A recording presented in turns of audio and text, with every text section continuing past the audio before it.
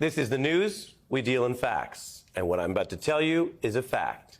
I'm joined by one of our favorite guests. The acclaimed astrophysicist Niel de Tyson has spent decades exploring the mysteries of our universe and also explaining them in ways that we can understand. Now he's turned his attention to some of the problems in one planet on the universe, inside the universe, Earth. The new book, Starry Messenger, urges us to really think critically and objectively about what we're up to and whether we can keep this planet we have here. He writes, we sow hatred of others fueled by what we think is true or what we want to be true without regard to what is true. We've lost all sight of what distinguishes facts from opinions. We lob grenades at one another when we could be sharing beers in pubs. Niel is here. Shout out to drinking together and finding facts. Great to see you. Thanks. Actually, I lean towards wine, but beer is... You wrote beer. I did write beer. I totally wrote beer there. We know you for so many things, but you're clearly taking the scientific rigor that people love about you, and I think sometimes learn from you, and applying it to some really big topics. Why this now? What do you want us to think about? This book has been gestating within me for decades. In fact, I can remember my first thoughts when I was scientifically literate, early middle school. I'd look around and I'd see adults saying things, making decisions, commenting, holding opinions. I was like, what? Where did that come from? Have you thought about it this way? Do you understand the data, the statistics? And it's been gestating within me. And then the book was birthed whole. Wow. And I realized all of these parts of society could benefit from a dose of a cosmic perspective, just what does that look like from above, but also an infusion of science literacy and critical thinking in a way where your argument that you thought you held firmly and you thought you were opposite the person you were fighting with, in fact, from another perch, you could learn that you both actually agree more than you disagree. Or you're both equally wrong, and you'll realize it together. Okay, either of those are progress in any kind of between any warring factions in modern society. Yeah, you mentioned the factions. Some of this goes back a long way. People debating what is God, who's got the right belief system. I mean, that's old school stuff, right? Yeah, that is. However, this country, the United States, was quite the fascinating experiment in that regard. It's whatever is your personal truth, it's welcomed, but you can't tell someone else, you can't require someone else have your personal truth. And that gave religion freedom to express itself in all stripes and all varieties in this country. That's remarkable.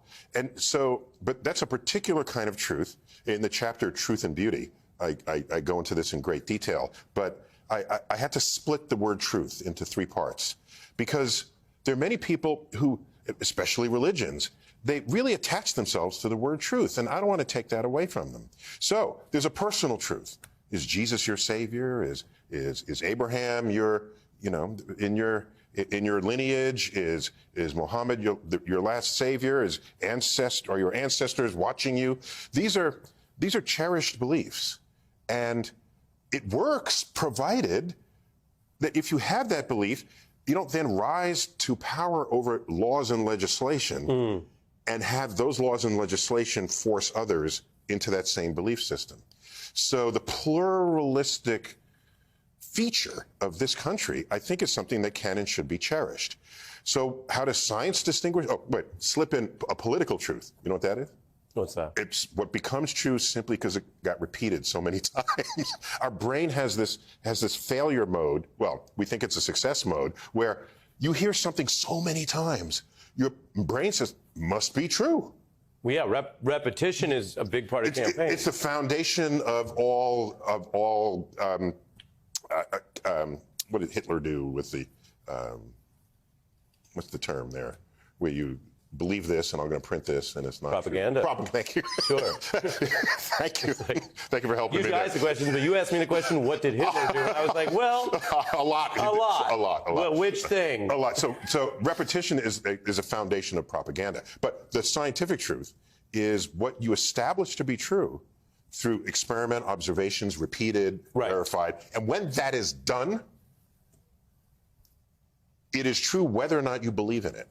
And if you're going to base laws and on something that has to apply to everybody, it seems to me the objective truth should be your primary motive. So you say objective truth just then. Let me read from you on objective truth in the book. Objective truths of science are not found in belief systems. They're not established by the authority of leaders or the power of persuasion, nor are they learned from repetition or gleaned from magical thinking. To deny objective truths is to be scientifically illiterate, not to be ideologically principled. Explain that important That's one of my best sentences in the book. Thanks for finding that. Well, we found it. We found it. But explain that split, because you do something that I think is very important. That sometimes belief and ideology, especially the way we're tribally organized, which you also write about, becomes its own test. If you're down with this goal, you got to be down with this other stuff. And then before you know it, that means being down with things that at one point you might have known were questionable or not true. And now you glom onto them. It's a portfolio, portfolio of beliefs. Walk us through that. Well, no, because science, one of the things it does best is unpack things that are otherwise glued together that you think all have to roll in one coherent shape. You unpack it and say, no, this works, but that doesn't. No, I'm not going to ride with that because you've attached it to this, but I'm not going to go with you on that because I'm thinking about this. What happens is we like following leaders, and we let them do our thinking for us, and I can't embrace that. No, that wouldn't seem like your thing. I can't. I don't mind leaders, but that doesn't mean I have to agree with everything the leader says, okay? And so all it means is if you pose an argument, there might be holes in that argument. And you need to be a little bit open to that. And I don't mean holes that I'm right and you're wrong. It could be a hole that, well, we're both wrong, and here's a new place we can agree on, and that's when you go out and have a beer.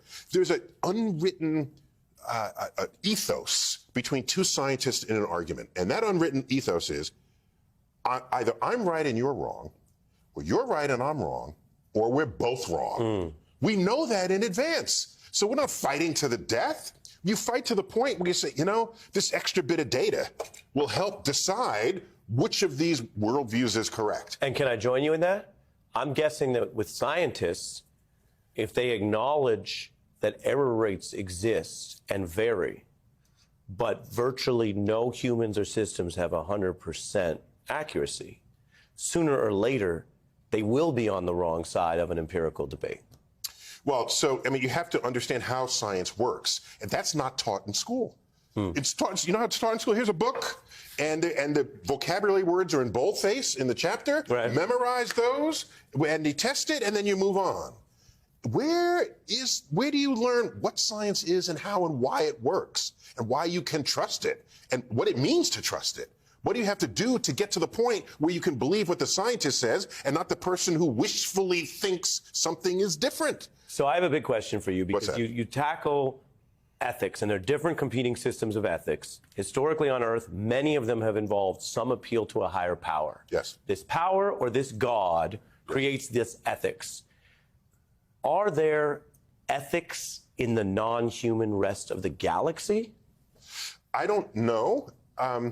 You know, ethics as well as just sort of morality. I can tell you this: whatever ethics or morality we agree to have as society progresses, and by the way, the ethos of today was not the same as 50 years ago or 100 years ago. You know, there would have been another day when I would have been a slave, okay? And so the ethics and morality evolves, and it evolves according to sort of rational discourse about what is right and what is wrong. Are there permanent ethics on Earth, do you think? Can you point to any that are permanent? I don't know what's permanent, but I do know that if you think something is permanent, that's usually not a good sign because you attach to it. And then as the world moves on, you could have a different outlook on that. I'm old enough to remember the Sunday newspaper had a section called the women's section. That was like sort of ethically the right thing, because what do women do? They're at home, and in that section were recipes and coupons and all the things women did at home. And nobody nobody critiqued that for decades. Right. And finally, we get into the 1970s and the moving frontier of the second wave women's lib movement, and all that changed. But it took that long to do it.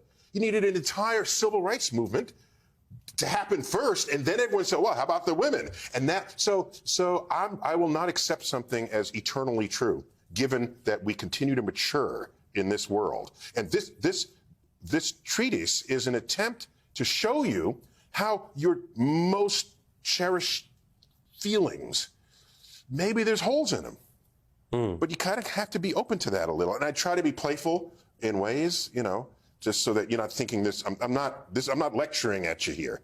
And the book is not even very long. It's 200 pages. It's not even very big, so it's there for you to taste.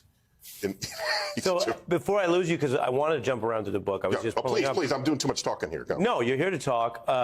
You then turn to physiology. Why is that important to you that we explore our understanding of that? Oh my gosh! Because in the body and mind chapter, think about it.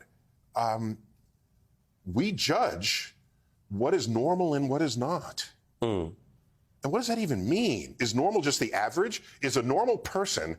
Do we compare? You have model homes. Is there a model person that has all their working faculties, and then you compare yourself to that? And if you're not that, you're not normal. Are you disabled if they can do something and you can't? Right. Is that how you want to do this? Because if that's the case, I give examples. Okay? The New York Yankees. Okay? Jim Abbott was a pitcher for the New York Yankees.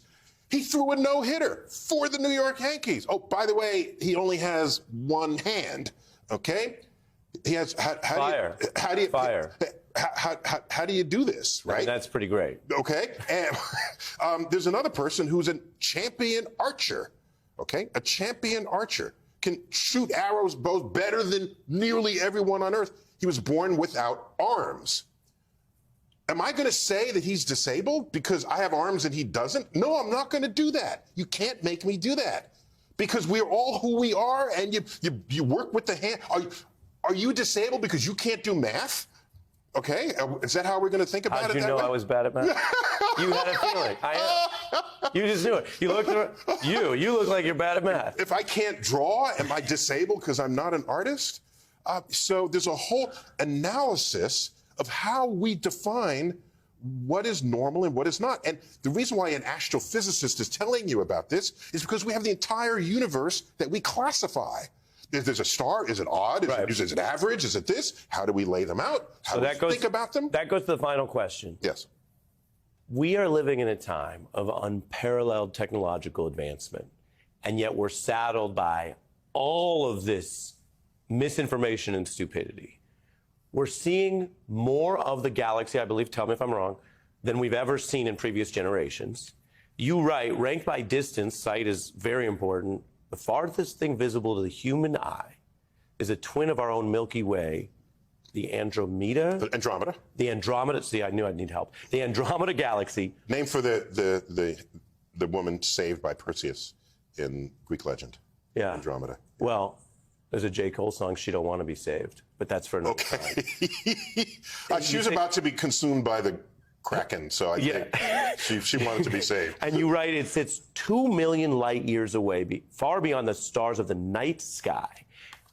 What does it do for us, in English, plain English, that we have gone as a global community from seeing that far with, as you say, the naked eye, to what we're now seeing just in the last years, farther through the galaxy and its own history? What can we as a people, what is someone watching the program, what do they take from that day-to-day life that we can now see more of the galaxy than ever? You can take one of the greatest of all cosmic perspectives that exist, and it's the revelation that emerged mid-20th century.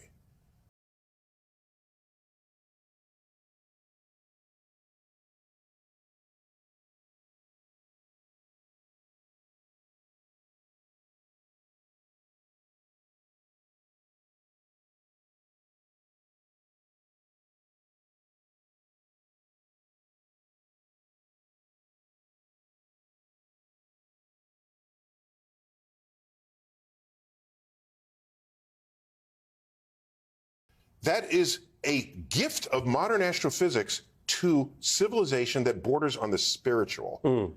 So that when you stand out in the night sky and look up, do you say, well, I'm small and the universe is big? You might say that and it'd be true. But a bigger fact than that is you are made of the same ingredients as those stars. We're not just poetically, we are literally stardust that achieve consciousness to contemplate the extent of the universe in which we live. And so the greater is that moving horizon, the more of this we find that we are a participant of in the great unfolding of cosmic events. Spending a little time with your mind is a joy. A joy. I think I got part of what you said. Niel de Tyson. The book, Starry Messenger, is in bookstores now.